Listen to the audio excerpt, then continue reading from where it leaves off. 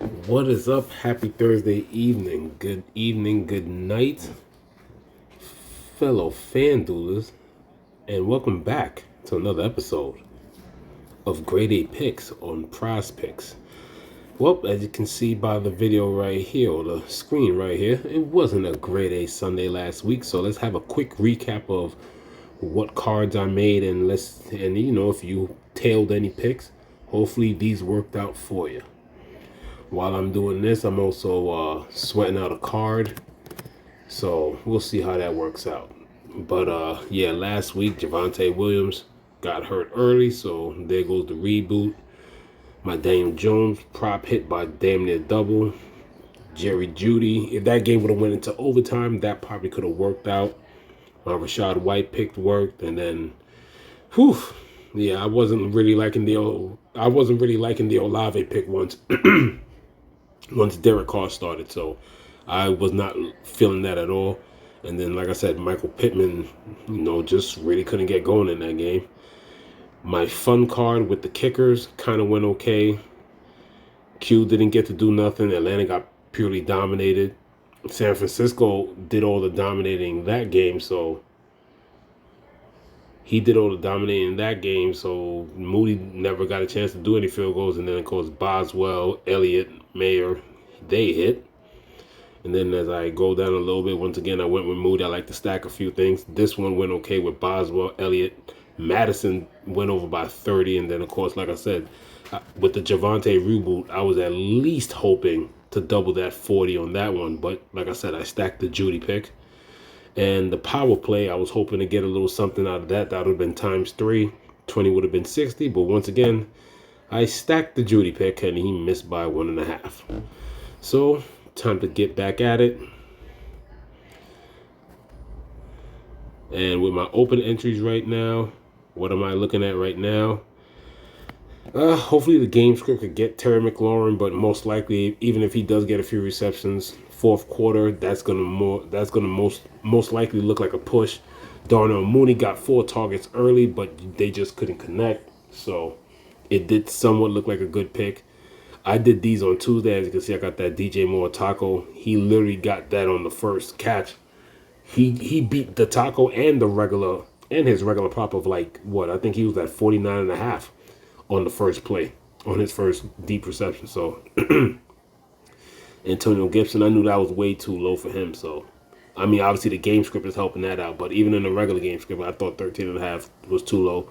Washington's a team that gives their running backs their specific role. Brian Robinson is the runner, might catch a few passes here and there, but Antonio Gibson, when he's in there, he's less to run, but he's literally in there to catch. So that's literally what's going on here. I'll be sweating this out at least. Definitely looking like a 4 for 5, a possible 4 for 5. But like I said, we'll see. Washington's trying to fight back. And yeah, we'll see how that goes. So let's get into the cards of what I like this week. What are my grade A picks for the week? We'll start off with David Montgomery. I mean, he's in the prime. Like I said, we're gonna attack the weak defenses. 69.5. This has stayed the whole week since it's been here, so it has not moved. So David Montgomery is that's like the first one that like literally opened my eyes. I was like, I like that one. Going against a very weak Carolina defense. He is definitely right now he's definitely the workhorse. Like I said, the Jahmyr Gibbs hype, like I said, the potential's still there, but as of right now, ride the hot hand with David Montgomery. The Jahmyr Gibbs hype has totally calmed down. It's all about Montgomery right now. He's looking to continue off that great 32 carry performance last game. And as you can see there, after pretty much he's been over or just around that prop all season. So David Montgomery, definitely a grade A pick for me. My next pick that I also like this week was sticking with the running backs. I love Bijan. He's 79.5 now. Bijan was actually 81.5 when this dropped Tuesday. I'm expecting more players to obviously drop now that the Thursday players are out the way. So I even like this even more that it dropped. 2 yards. So Bijan, main focal point of this offense, and a great matchup with the worst run defense for the past 2. You could even go 3 seasons against the Texans. But if the there's a slight risk factor because Bijan doesn't have the Derrick Henry reputation yet. Can Houston stack the box? Yeah, but if your run defense sucks and you can't stack the box right, yeah, his usage is going to be high. He doesn't have a rush. I did check, and he does not have a rush. He doesn't have a rush slash like receiving props yet. I'll be looking to smash that if they do add it, but right now Bijan only has these props here. So Bijan is another grade A pick for me. The next one, how can you not like him this week? Derrick Henry. Derrick Henry is at 75.5 rushing yards. It dropped from 77.5. I don't know why some of these things are dropping, but I think you should grab these now while they're still there or they go back up. But 77.5, what it opened up to, it dropped by 2. If you're curious about, hey, what's his recent history? Let's go back to 2019. In 7 games, 6 games are 100 yards. And the one game that he didn't get 100 yards, he finished right under 70. So just off the prop. So if you're just a little iffy about that, like, hey, he could probably bust and blah, blah. No, he has a very good rapport of going against the Colts. Like I said, dating back to 2019 in 7 games, he's rushed for over 100 6 times. And all we need here is 75.5. So Derrick Henry is another pick. Another pick that I like, and this might be an A+ for me. And once again, I've been doing my research from the beginning of the week, and this definitely spoke out to me because the way he's been playing. I know I'm talking about, normally I say, like, yeah, I'm going to try and give you 3 grade A picks that I like. There's actually 4, possible 6, but there's 4 picks that I like. And this right here, Joshua Dobbs for 21.5. So the thing with Joshua Dobbs is, he's always had that athletic ability. I've seen it when he was on the Steelers, obviously in college when he was in Tennessee. But this season, forget these stats, guys. I understand those are there.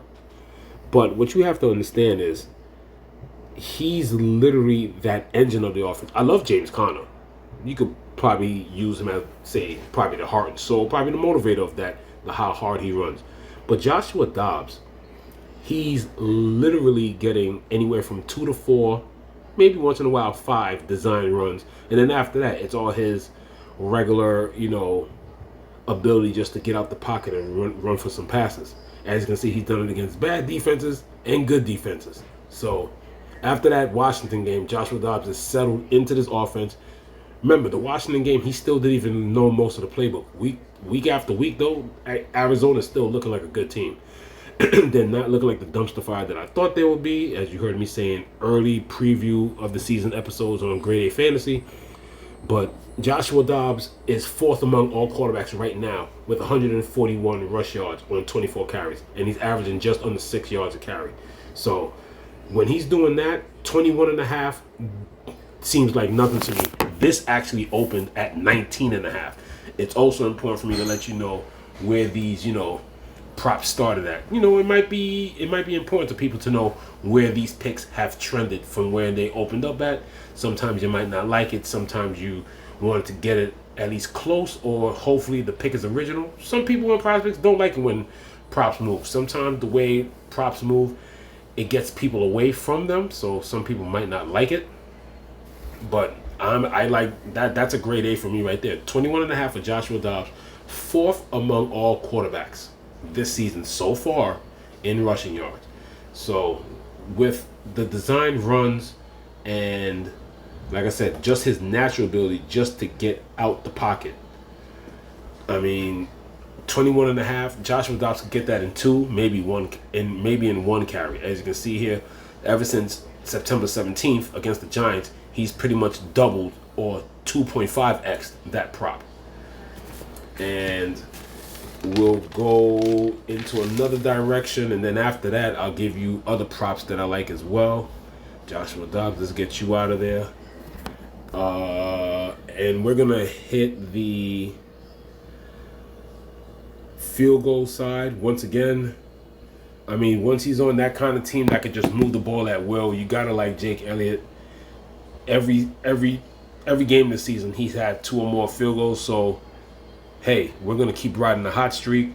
That's why I feel this is also in there. Like I said, I might have more than 3 picks. Like I said, they'll definitely be able to move the ball against Los Angeles. Might be competitive early or whatever. And like I said, the way they like to control the ball, the way they can get the quarterback sneak and just keep pushing and pushing Elliott. Elliott can get multiple chances at field goals and at decent ranges too, in the 30s and 40s. Doesn't always have to be 50, which he's capable of, and he's a very accurate kicker. But the way they move that ball, Jake Elliott is always in play for me. And then this week, yes, I'm going to go back to him, but if you want, you can leave him off. Like I said, just because of the run opportunity against the worst run defense, and like I said, Desmond Ridder has not shown the best ability to pass the ball. I really like... We got to go back to our boy. Yes, wait, he has kicking points. Does he have a field goal prop? Yes, he does. I feel like going back to him. I think with, like I said, the opportunity, just the running opportunity against Houston, the offensive running capabilities of Atlanta can get Young Ho Kyo into Q. Sorry if I butchered that name, but like I said, the man's still on my fantasy team. I ain't dropped his ass, so I like him for 1.5 just because the running opportunity he's gonna have. That right there will be my main picks there. But if you want to stick with just the show flow, my top 3 picks would be Henry, Dobbs, and David Montgomery. That would be my main 3. These 3 right here that I'm highlighting. Those will be my 3. Would I switch one out? I would feel comfortable maybe giving it to Jake Elliott first, then cool. But I really love these picks right here, especially that Derrick Henry. I mean, come on, man. I mean, if you were wondering, like, oh, are they going to stack the box? Derrick Henry has had the reputation of stacking the box. It's been like, for the past couple of years, stack the box against Henry. Well, it only worked one time in the last 4 years. So against the Colts. So, like I said, we only need 75 from Henry, and like I said, he's multiple 100-yard games against the Colts front 7. So besides that, other picks that I do like, that did catch my eye that I like. Well, let me at least do this for you guys. Picks that you also might like. In my fantasy episode, I did like Mixon because I really feel he has to be the focal point this week. Like I said, could this be the week that he did it last year where he had like 5 touchdowns or 4 touchdowns? Like I said, they could be wild Sundays for a player. But they're going to really have to make him the focal point because, like I said, Burrow's not healthy. Reports say he's feeling healthier. He's working through the calf. It's feeling better, a little looser. But Mixon has to be a focal point. Here's the thing, y'all. Mixon opened up at 62.5. This was raised aggressively. For those who haven't kept up on prospects like that, like I do, 62.5. This opened up. Okay, so this is something that on another card that I might put. I might need to put this soon because getting boosted that aggressively, 68.5 could end up 71.5 by Saturday. Might be 71.5 by tomorrow. Other picks that caught my eye that you might like to use on another card, or maybe there's picks that you don't like of mine there that you might want to go somewhere else. I do like I said, he's definitely built a repertoire with Dobbs. Obviously, it won't be stacking him because, I'm worried about more Dobbs rushing. But Marquise Brown at 52.5 against Cincinnati.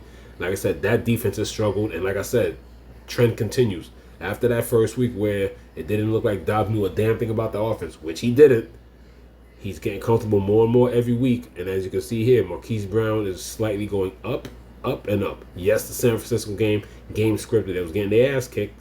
But he's still getting the opportunity, and he's gone over this number 3 out of 4 times this season. And there's a few people that I like, but other, what I consider, like I said, I already got my A's. I can't keep saying, A's. I mean, I do like the Marquise Brown pop. That would be more like a B+. But I already got my 8 prop where if I want my 6 picks, that's what I'm going to take. There was another one, I think. Oh, yeah, definitely. I would definitely like to take a risk. Well, that's what you're doing technically. Definitely take a risk on this. I won't be surprised if this jumps up a little bit. Brees Hall, 60. I think any of these are pretty good, but my favorite is the 60.5 rushing yards. You could take any of these 3. Wilson does like to chuck it down to him. Plus, Brees Hall is supposed to get more snaps. With the snap opportunity, that's why all 3 of these look good. To be honest, you can take any of these 3 against the poorest Denver defense. Any of these 3 look good. The first thing that came to my eye, though, was the 60.5 rushing yards. All these props have all stayed the same. None of these have moved. So you might want to get up on that as well. And is there anything else as I look through my notes? Was there anything else that I liked? I think, yeah, when we go back to the Cincinnati game, James Conner, I like his rushing capabilities. Like I said, Dobbs gives a boost to that rushing capabilities, but James Conner, 59.5. He's pretty much hit that, and then, just missed it against San Francisco. Well, not just missed it. He was 7 yards short, but the James Conner prop did, just for your news and notes, just in case you didn't know, it's trending down, but only by a little bit. 16.5 went down to 59.5, just so you know. And there's got to be one more. I swore there was something here that I like. I already spoke about Brees Hall. The main 3 running backs, I mean, those are the guys right there. I don't really think there's much else. Oh, there was one. Because of his usage, and he is the man now. This is not one of those. This is not one of those situations. Yes, I know I can't pick another one. This is definitely one of those situations where you might feel comfortable with the matchup that he has. I do like James Cook for 53.5 yards. I think that went up. No, that stayed. But because he's getting the main work in the backfield, so he's the main workhorse. This isn't the Zach Moss, Singletary kerfuffle for the last 2 years. So if you do like Zach, oh man, I'm about to say these other guys' names that used to be on Buffalo. You could actually go 73.5 rush and combined receiving yards. He's getting all the work in the backfield. So why not go for it? I mean, if you look at the numbers, he's hit the prop. He's hit and just barely missed. Jets week 1, he finished with a 63, and then ever since then, he's been the man in that backfield. The only reason why he didn't go off in Miami because Buffalo had total control of that game, so he got game scripted out. So that's another one you could possibly feel comfortable with. Those are all B pluses to me. I don't look at it like this is the B or whatever. I like the James Cook one. James Cook to me is a B plus because of the opportunity. Like I said, he's the man in the backfield. The other B pluses would be, even though this does feel like an A, I'll give a strong B plus to Mixon. I'll give a B to Connor's prop. Marquise Brown is a B plus. And that's pretty much it right there, man. I mean, just feel comfortable with these main 6 right here. I love these 6 right here. Love them so much that right now we're going to go with that. Let it rock. And you know what? I'll just go with a 50 right there and then boom. I like that right there. So there you go. Once again, I'll give you the preview and the review of how that went next time I do my prize picks vids. But that's my card right there. But for my grade A picks, I mean, they're all A. But if you want to shrink it down, less picks, less risk. David Montgomery, Bijan, the triple-headed monster for the running backs. Montgomery, Bijan, Derek, and then, those first 4 right there. I don't even think I would want to leave out the Joshua Dobbs prop. I like the Joshua Dobbs, so if I wanted to power play, I would power play those 4. Or if you just want to stick with the running backs, power play those 3. Or if there's one of those running back props that scare you, maybe the Bijan one, it has the most yardage total. So, a little easier for Henry to get to 75. 69. David Montgomery needs 70. Derrick Henry needs 76. Bijan needs to get to 80. So if you want to switch out Bijan Robinson, put Joshua Dobbs there. Like I said, he has the opportunity to get that off a couple of scrambles, literally. Like I said, 2 to 4 design runs that the coach will call, And then, like I said, his tuck and go ability that he has shown great. He has shown great results so far this season. Hope you like some of these picks. Good luck this weekend. Like I said, if you want to tail these, you can tail these. If you want to tail this card, go right on ahead. Or if there's just picks that you like to put on your own and maybe take some out and just make your own little 2 power play or 3 pick flex or 3 pick power play. Or just tail one of these picks, and there's probably picks of your own that you want to add to these. But literally, I thought I was going to have shows where I'm like, okay, I can only find these 3, and then here's some other stuff that I like. No, I literally like all these. These are all grade A picks to me. If you ask me, hey, what do you think might miss? Okay, like I said, it's just because, you're betting parlays, and, he kind of messed up on the last one because he didn't get the opportunity. Hopefully Atlanta doesn't get scripted out. But like I said, if the run game can do what it can do, what many people have done against Texans run defense, then yeah, Koo is definitely in position to get 2, maybe even 3. But yep, there's my card. As you can see, not talking no nonsense. I already got that right there. Wrapping up this video. Might do an extra vid on this if I see anything else that pops up tomorrow, because like I said, there should be more players coming up now that the Thursday players are off the board. Like I said, PrizePicks likes to do second half. Now they're in the fourth quarter, so they got fourth quarter props. The fourth quarter is going on right now, so that's done. So now we should definitely get other players. Let's go back to see how my open entries are looking. That's the last card that I picked. While I was talking, Terry got another catch, but like I said, that might end up as a push anyway, so I think when it gets to a push, I think it'll be good if Terry gets a push, because then I don't get it wrong. So I think it'll convert into a 3 out of 4. So I guess that'll be better for me. So if Terry could get 2 more catches, it'll be better for me in that case. But definitely looking to load up a little extra money to do another card or so, but to do different combinations of what I like. And we'll just go from there. But for you guys, thank you for tuning in for another episode of Grade A Picks on PrizePicks. And this is Grade A Fantasy, signing off. Good luck this weekend. And hey, if you're sweating out a card tonight as well, good luck. Hopefully it goes well for you.